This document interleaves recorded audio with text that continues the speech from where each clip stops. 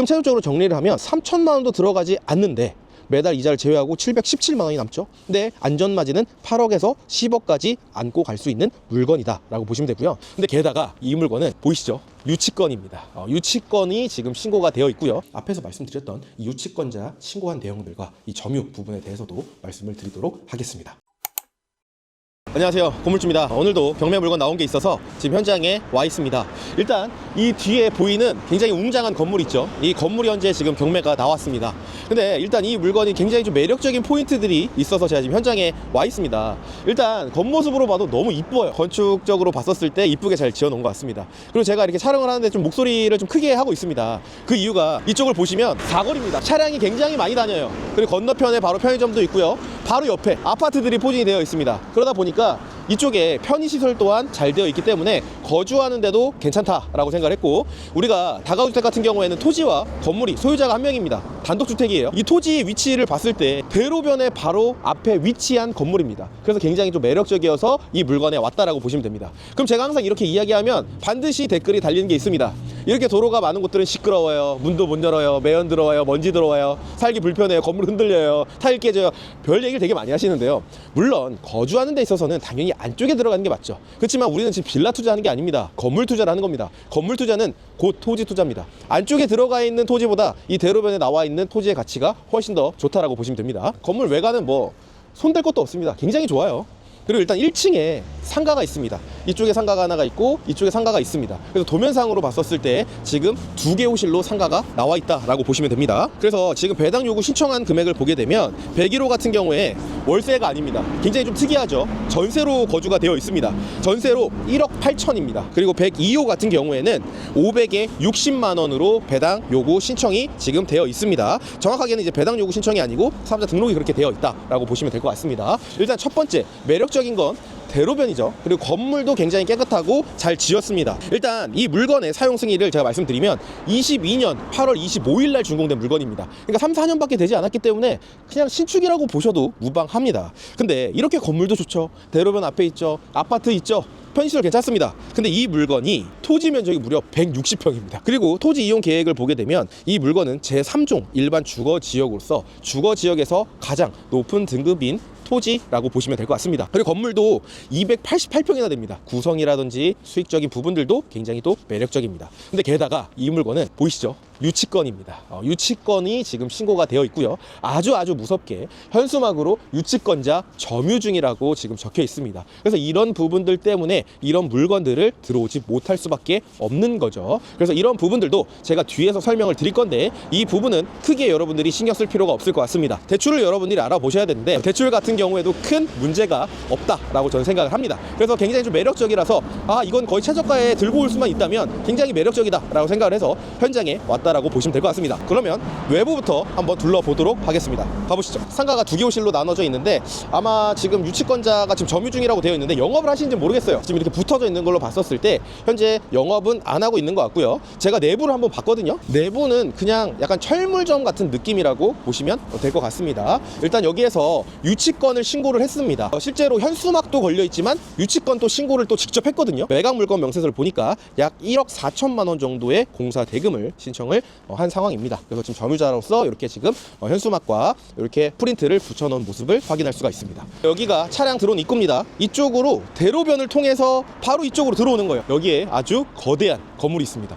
근데 이것도 보시면 코너잖아요. 이렇게 동그랗게 지었어요. 건물도 굉장히 좀 신경을 좀 많이 쓴 것 같고, 사실 저는 하도 많이 다니다 보니까 건물 겉모습과 건물 이름만 봐도 안에가 어떻게 생겼겠구나라는 게 유추가 됩니다. 그래서 이 건물 같은 경우에도 굳이 내부를 보지 않더라도 어떤 컨디션인지가 유추가 됩니다. 여기도 보면 다 이렇게 되게 거대하게 지었어요. 확실히 이제 160평에 거의 290평 정도 되는 건물이다 보니까 굉장히 지금 크게 되어 있습니다. 측면도 진짜 손댈 게 없을 정도로 너무 깔끔해요. 옆에는 보통 좀 안 좋은 재질로 하는데 파벽돌로 자르는 것 같습니다. 여기가 이제 주차장입니다. 주차장 같은 경우에는 지금 건축물 대장상으로 11대가 되어 있습니다. 11대가 있는지 한번 확인을 해보겠습니다.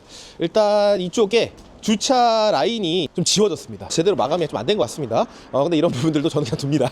크게 문제가 없기 때문에 1대, 2대, 3대, 4대, 5대, 6대고요. 그리고 7대, 8대, 9대, 10대입니다. 그래서 총 11대인데 지금 여기 10대밖에 없죠. 아마 못 보셨겠지만 1층 앞에 상가에 주차 라인이 그려져 있었습니다. 그래서 거기까지 포함했을 때 주차 대수는 이상이 없다라고 보시면 되고요. 일단 여기는 제가 처음 봤을 때 느꼈던 건 뭐냐면 여기가 좀 좁아요. 그러니까 실제로 주차 대수는 이렇게 되어 있고 주차 다 되어 있긴 한데 굉장히 좀 주차하거나 왔다 갔다 할 때 좀 불편할 것 같습니다. 여기 공간과 이렇게 해서 이렇게 나가야 되는데 되게 좁아요. 이 차도 나가기가 좀 애매한. 그래서 여기가 조금 좁은 느낌은 있지만 그래도 주차는 잘 하고 계시는 것 같습니다.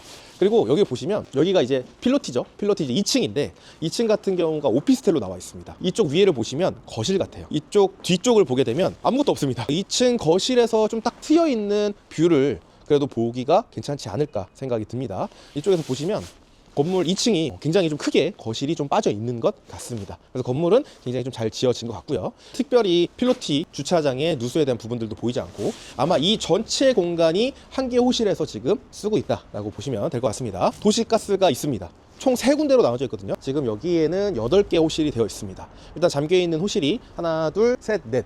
이쪽에는 지금 4개 호실이 현재 잠겨있는 걸로 확인이 되고요. 저쪽에 보면 도시가스가 있습니다. 거기도 한번 확인해 보겠습니다. 여기 많이 있네요. 아까 거기 8개가 있는데도 불구하고 2, 4, 6, 8, 10, 11개가 있습니다. 그래서 한 19개 정도의 도시가스가 지금 현재 보이고요. 아까 저쪽에 4개가 잠겨 있었죠. 그래서 하나, 둘, 셋, 넷. 총 8개 호실이 공실로 보여집니다. 그리고 입구가 이쪽인데 이쪽에 분리수거가 있어요. 근데 분리수거가 지금 상당히 깔끔하게 정리가 되어 있습니다. 그런 걸로 봤을 때 현재 주택관리에서 지금 현재 관리를 하고 있다라고 보시면 될 것 같습니다. 그러면 한번 내부로 들어가 보도록 하겠습니다. 지금 이렇게 1층에 들어왔습니다. 일단 건물 자체도 굉장히 좀 깔끔하고요. 여기도 층고가 굉장히 좀 높게 되어 있습니다. 그리고 여기 지금 엘리베이터도 현재 있고요. 1층 같은 경우에는 지금 확실히 관리를 해주고 있는 느낌이 좀 드는 물건이고 특별하게 누수에 대한 문제나 타일이 깨져 있거나 이런 부분들은 보이지 않습니다. 근데 일단 처음 들어왔을 때 이 부분이 좀 이상했어요. 이게 뭐지? 일단 쳐볼까요? 그냥 벽입니다. 근데 여기는요 소리가 다르죠. 자, 도면을 보니까 여기가 원래 상가에 들어가는 문이었던 것 같아요. 근데 어떤 이유에서인지 지금 마감을 이렇게 해놓은 상황입니다. 그럼 엘리베이터 타고 한번 5층으로 올라가 보도록 하겠습니다. 일단 엘리베이터는 지금 13인승입니다. 토대 좀 크다 보니까 적정한 엘리베이터가 지금 들어와 있는 것 같습니다. 여기가 지금 5층입니다. 여기는 이제 501호 그리고 이제 502호 이쪽에 503호와 504호가 있습니다. 그래서 총 5층에는 4개 호실이라고 보시면 되고요. 지금 여기 좀 특이한 건 뭐냐면 옥상을 올라갈 수가 없습니다. 여기가 지금 계단이거든요.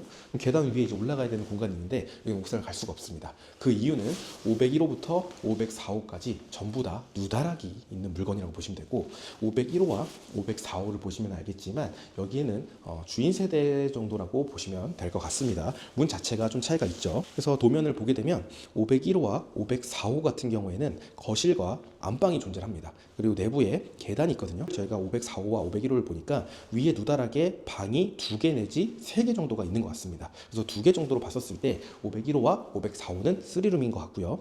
지금 도면상에 나와 있지 않지만 분명 누다락에도 화장실이 존재할 겁니다. 화장실 2개와 방 3개의 구조라고 보시면 되고 502호와 503호 같은 경우에는 거실과 방이 존재를 합니다. 근데 이제 503호, 2호 같은 경우에는 그냥 누다락이 방 하나 정도가 있는 것 같아요. 그래서 여기는 투룸 구조다라고 보시면 될 것 같습니다. 그리고 특별하게 지금 5층인데 누수에 대한 흔적은 천장에나 전혀 보이지 않고요. 그리고 타일이 깨져 있거나 바닥에 물 먹은 흔적이라든지 누수에 대한 흔적들은 전혀 보이지 않고 굉장히 깔끔한 컨디션을 유지하고 있습니다. 그럼 4층으로 한번 내려가 보겠습니다. 4층에 왔습니다. 와, 5층이랑 완전 달라요. 일단 엘리베이터가 있고요.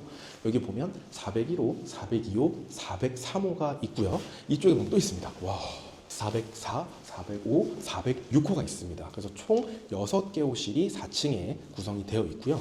여기에 지금 문이 있는데 여긴 열리지 않습니다. 그래서 여기는 제가 도면상에 보니까 창고라고 나와 있습니다. 그래서 창고로 아마 운영을 하고 있는 층수마다 있는 것 같습니다. 그래서 4층 같은 경우에 구성은 1.5룸 3가구 그리고 2룸 3가구로 구성이 되어 있습니다. 확실히 토지가 크고 건물이 크다 보니까 한 층에 가구 수도 많지만 룸 형태도 굉장히 넓게 빠진 것 같습니다. 일단 여기 같은 경우에도 누수에 대한 흔적이나 타일이 깨져 있는 그런 부분들도 보이지 않고요. 관리가 지금 잘 되고 있습니다. 그러면 3층으로 한번 내려가 보도록 하겠습니다. 이게 뭐 너무 깨끗해서 너무 탐난다. 립지까지 있어서 너무 탐나네요. 이거 3층 같은 경우에도 4층이랑 동일한 구성이라고 보시면 되고요. 그리고 301, 302, 303호가 있고 이쪽 라인에도 304, 305, 306호로 구성이 되어 있습니다. 여기도 마찬가지로 천장이 그냥 준공 난지 정말 얼마 안 된, 1년도 안 된, 한 달도 안 된 것처럼 굉장히 깔끔하고 타일도 깨져 있지 않습니다. 여기도 마찬가지로 4층처럼 창고로 되어 있는데 현재는 좀 잠겨 있습니다. 그래서 도면상으로 봤을 때 창고가 좁지 않아요. 그래서 이런 공간이 있는 게 너무 좋습니다. 저도 얼마 전에 1.5룸을 계약을 했는데 침대를 빼달라는 거예요. 침대를 둘 데가 없습니다. 근데 이런 창고가 있으면 보관할 수 있기 때문에 이런 공간은 활용하기가 굉장히 좋을 것 같습니다. 2층으로 한번 내려가 보겠습니다. 여기 이제 2층입니다. 확 좁아졌죠. 복도가 아까 굉장히 길었잖아요. 좁아졌다라는 의미는 여기 호실이 굉장히 룸이 크다라고 보시면 됩니다. 일단 2층 같은 경우에는 201호와 반대편에 202호가 있습니다. 여기 같은 경우에는 지금 도면상으로 보니까 방 3개, 화장실 2개, 3룸이라고 보시면 됩니다. 그래서 여기가 주인 세대다라고 보시면 되고, 위에도 복층이니까 누다락으로서 주인 세대라고 보시면 될 것 같습니다. 근데 일단 지금 짐이 굉장히 많습니다. 일단 택배를 굉장히 많이 시키시는 분이신 것 같습니다. 아이도 많이 키우는 것 같고요. 밑에도 카시트가 있었는데 여기도 카시트가 지금 현재 있습니다. 일단 이 물건 좀 특이한 건 뭐냐면 3층, 4층, 5층 같은 경우에는 다가구 주택으로 되어 있고요.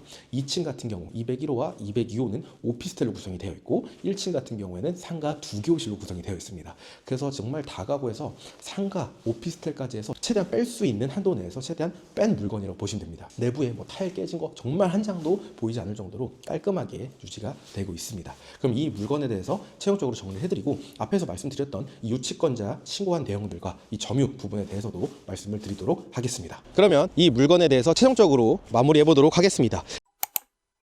일단 사건 번호는요 24 타경 8249 사건이고요. 주소는 대전광역시 대덕구 비례동 150-5번지입니다.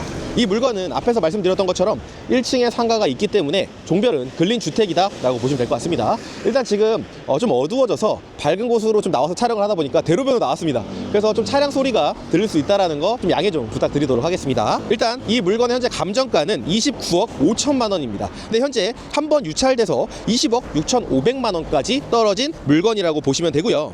이 물건의 토지 면적은 160평, 건물 면적은 약 288평이나 되는 굉장히 큰 근린주택이다 라고 보시면 됩니다. 그리고 이 물건의 건축물 대항을 봤을 때 별도의 위반 건축물로 등재가 되어 있지 않았고요. 사용승인일인 같은 경우에는 22년 8월 25일 날 준공된 물건으로서 약 3, 4년 정도밖에 되지 않은 준신축급의 근린주택이라고 보시면 됩니다. 그리고 위치를 간단하게 설명해드리면요, 대전 IC까지 차로 10분 거리에 위치하고 있고요. 대전 복합터미널까지 차로 10분 거리에 위치하고 있습니다. 이 터미널 쪽에 상업지역도 굉장히 형성이 잘 되어 있습니다. 그래서 충분히 출퇴근을 할 수 있는 거리에 위치하고 있는 물건이라고 보시면 됩니다. 그리고 한국폴리텍 대학 대전 캠퍼스와 대전 보건대학교까지 도보 10분 거리에 위치하고 있습니다. 그리고 앞에서 설명드렸던 것처럼 건너편에 아파트들도 포진이 좀 되어 있기 때문에 생활 편의성도 뛰어난 곳이라고 볼 수 있습니다. 그리고 이 물건의 권리 분석을 해드리면요, 22년 9월 14일 한밭새마을공고에서 설정한 근저당권이 말소 기준권리입니다. 이 말소 기준권리보다 선순위 권리나 근저당권 설정일보다 더 빠르게 전입한 임차인은 없기 때문에 여러분들이 낙찰을 받으면 전부 다 깨끗하게 소멸되는 물건이라고 보시면 됩니다. 아마 제 영상을 보시는 분들 같은 경우에는 경매를 처음 접하시는 분들도 많이 계실 겁니다. 그런데 경매라는 단어도 한번 들어는 보셨을 거예요. 경매 투자 잘못했다가 나중에 더 큰 금액이 손해볼 수 있다. 그래서 경매 같은 경우에는 안 하는 게 낫다, 너무 어렵다, 이렇게 얘기하시는 분들이 계십니다. 그런데 이 근린주택, 이 다가구 주택 같은 경우는요, 이 경매 권리 분석이 너무너무 쉽습니다. 처음에 공부를 당연히 해야겠지만 공부하는데 하루 이틀이면 기본적으로 권리 분석을 다 할 수 있습니다. 뭐 물론 특수 물건까지 하기에는 좀 어려움이 있긴 하지만요, 특수 물건 같은 경우에는 100개 물건 중에서 10개 채 되지 않습니다. 그러면 여러분들은 10개를 제외하고 쉽고 간단한 90개의 물건을 투자를 하시면 되겠죠. 그래서 저는 이번에 다가구 라이브 세미나를 진행을 합니다. 이 다가구 라이브 세미나 때 저는 어떻게 경매를 시작을 하게 됐고, 저는 월세를 지금 어느 정도 받고 있고, 왜 경매 투자를 하게 됐으며, 그리고 다가구 주택의 기본적인 부분들과 이 명도에 대한 부분들도 여러분들한테 설명드릴 예정이니까요. 아래 고정 댓글 확인하셔서 라이브 세미나 신청하신 뒤에 단톡방에 입장해 주시면 라이브 세미나 일정과 링크를 별도로 공유해 드리도록 하겠습니다. 라이브 세미나 신청하신 분들에게만 제가 링크를 드리고 있고 전체 공개를 하지 않으니까요, 꼭 확인하시면 좋을 것 같습니다. 그리고 이 물건의 가구 구성을 좀 설명드리면요, 서류상과 현황상은 일치하는 부분을 저희가 확인할 수가 있었습니다.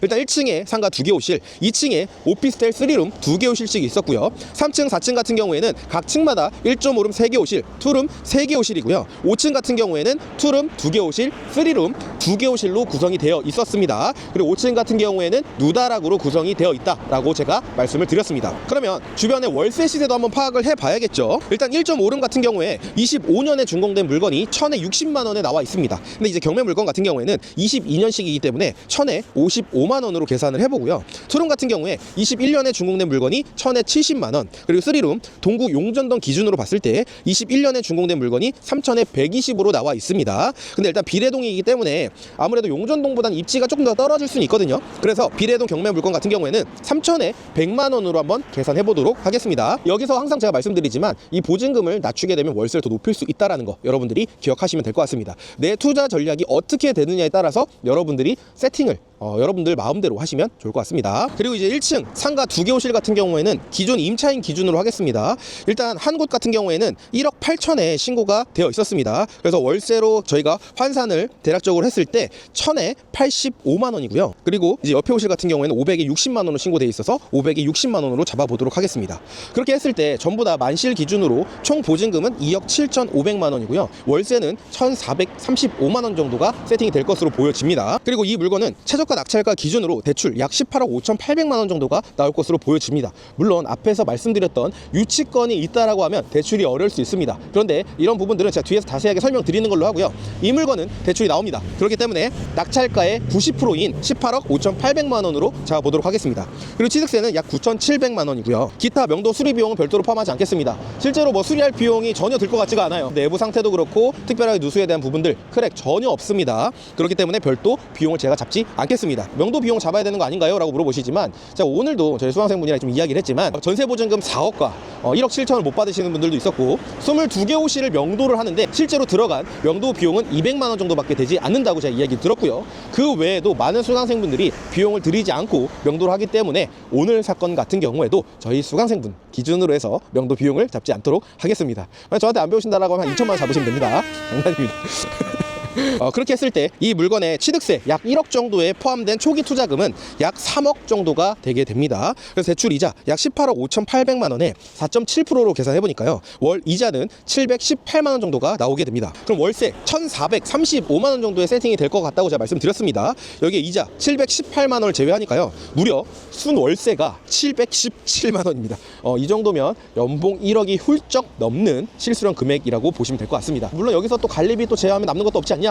매번 얘기하시지만 여기에는 관리비 전부 다 뺀 금액이고요. 실제로 관리 비용을 받게 되면 약 800만 원 정도의 순월세가 남습니다. 그래서 이거는 관리 비용을 전부 다 제외한 금액이다라고 보시면 됩니다. 그래서 이 한 건물에서 거의 월세가 1,400만 원 정도가 나온다라는 게 정말 쉽지 않거든요. 그래서 이 물건 같은 경우는 제가 봤을 때 굉장히 우량한 물건으로 보여집니다. 이 물건의 수익률 한번 계산해 보도록 하겠습니다. 초기 투자금이 약 3억 정도가 되는데요. 보증금을 2억 7,500만 원 정도에 세팅을 해서 저희가 회수를 한다면 실제로 들어간 투자금은 2,850만 원 정도밖에 되지 않습니다. 그러니까 3천만 원도 되지 않는 돈이 묶이고 매달 따박따박 700만 원 정도가 나오는 물건이라고 보시면 됩니다. 그러면 이자를 전부 다 제외하고 관리비를 전부 다 제외하고 실제로 다 제외해서 통장에 남는 금액 순월세 717만 원 곱하기 12개월 실제 투자금 2,850만 원 하니까요.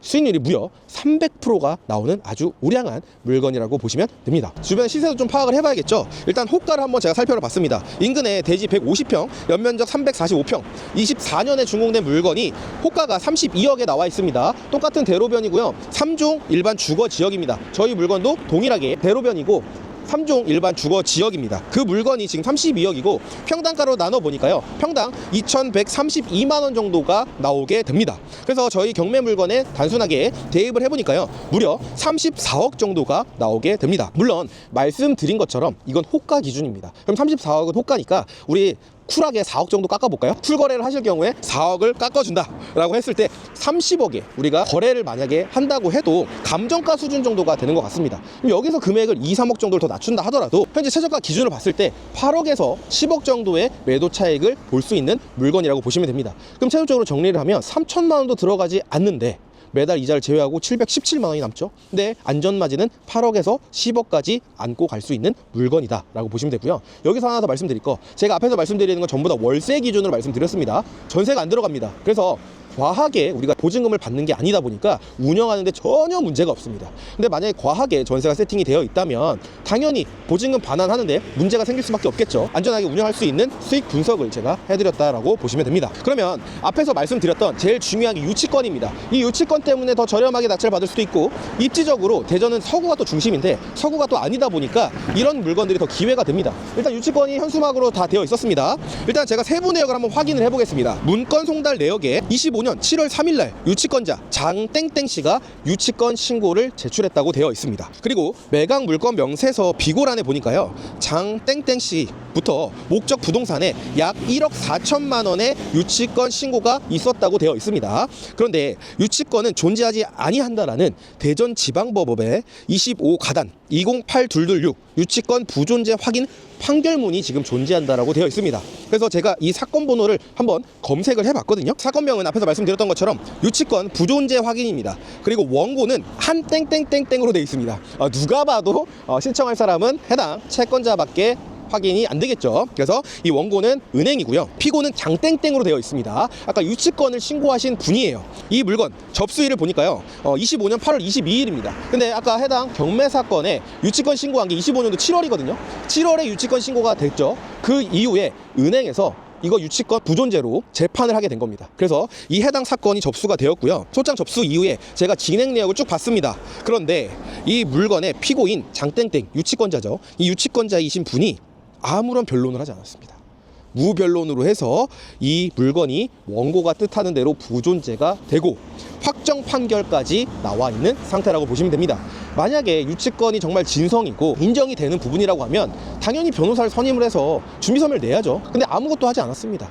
결국에는 이런 부분들은 성립하지 않는다라고 인정하는 꼴이고요. 실제로 유치권이 성립을 하나 안 하냐, 이건 문제가 크게 되지 않습니다. 왜냐하면 대부분 성립을 안 하거든요. 근데 문제는 항상 대출입니다. 근데 이렇게 부존재 관련된 확정 판결문이 있기 때문에 이 판결문으로 인해서 우리는 대출 받기도 훨씬 더 원활하다라고 보시면 될 것 같습니다. 그래서 이 장땡땡 씨가 누구인지 제가 한번 확인을 해봤더니 1층 상가의 101호인 임차인 분께서 유치권 신고를 하신 겁니다. 그래서 1억 8천의 이 보증금을 걸고 들어오셨는데 보증금을 배상받지 못하는 그런 부분들 때문에 유치권 신고를 하지 않았을까라고 조심스럽게 유추를 해봅니다. 그래서 이런 부분들 때문에 우리가 또 저렴하게 우량한 물건들을 낙찰받을 수 있고, 일반인 분들은 접근을 잘 못하거든요. 그래서 이런 물건들을 봤을 때 여러분들이 하나하나 물건을 검색을 해보고 경매 기초적인 부분들을 잘 배우셔서 세부 내역 확인 후에 여러분들이 이런 물건에 입찰해서 큰 수익을 내는 건물주가 되셨으면 좋겠습니다. 오늘 영상은 여기서 마무리하는 걸로 하고요. 다음 영상에도 더 유익한 영상으로 찾아뵙도록 하겠습니다. 지금까지 시청해주셔서 감사합니다.